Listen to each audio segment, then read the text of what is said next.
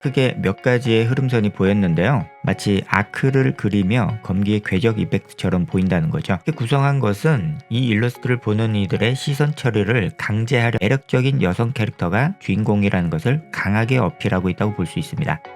안녕하세요, 그림 현우입니다. 오늘은 4월 26일에 PS5로 글로벌 출시 예정인 국산 콘솔 게임 스텔라 블레이드 일러스트를 분석해볼까 합니다.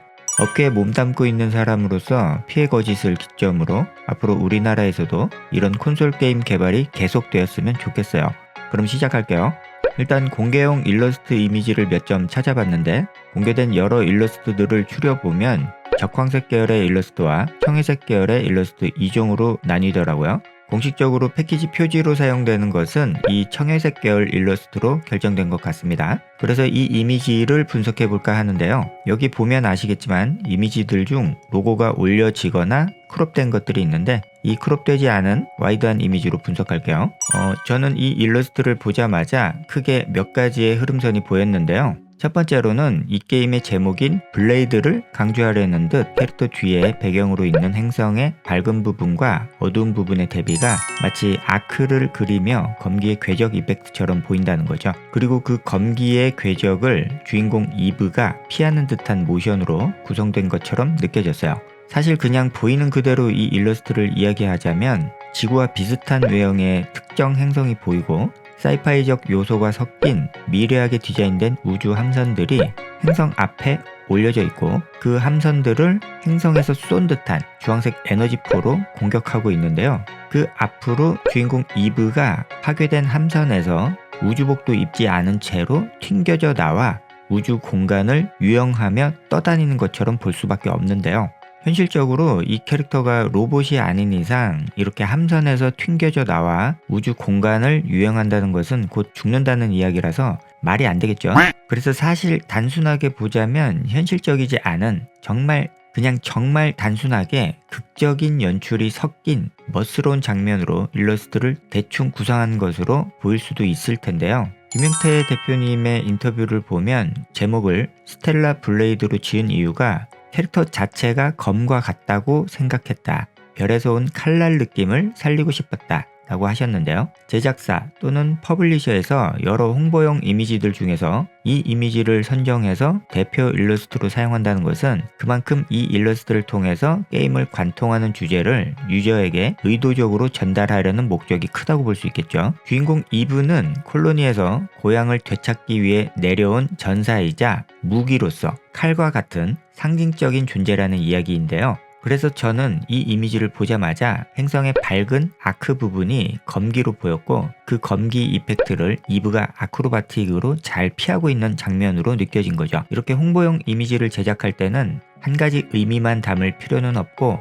여러 의미를 담아서 게임이 전달하고자 하는 주제를 유저에게 잘 각인시키는 것도 중요하다고 봅니다. 여하튼 큰 흐름선으로 이렇게 캐릭터 뒤 배경에서 행성의 푸른색으로 밝은 부분이 아크를 그리는 것이 있고 그 앞에 캐릭터가 더 많이 휘어있는 아크를 여러 겹 그리고 있는데요. 흐름선을 그려보면 이렇게 되겠죠. 어때요?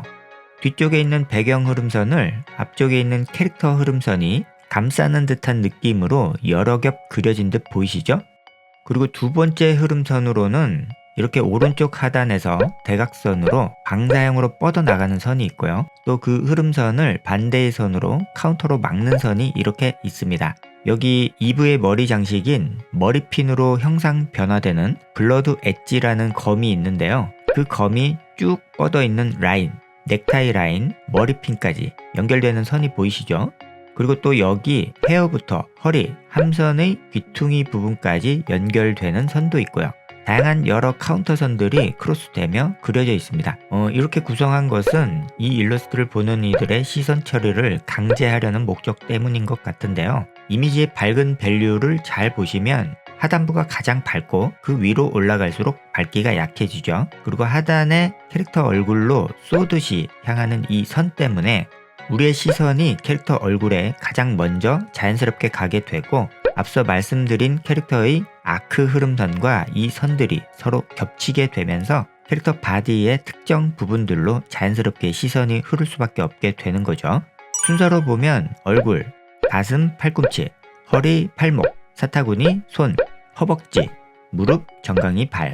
이렇게 시선이 옮겨가는 거죠. 이 일러스트에서는 여러 흐름선이 겹치며 카운터 영역을 만들고 그 카운터 영역에 시선이 머물러야 할 객체가 올려지고 밝기 밸류를 조절함으로써 우리들의 시선이 자연스럽게 캐릭터 바디 전체를 훑게 해서 매력적인 여성 캐릭터가 주인공이라는 것을 강하게 어필하고 있다고 볼 수 있습니다. 사실 여기 하단에 이브가 데리고 다니는 서포트 화기인 아담이라는 드론도 있는데 밝기 밸류가 좀 약해서 거의 눈에 안 들어와서 매우 아쉽네요.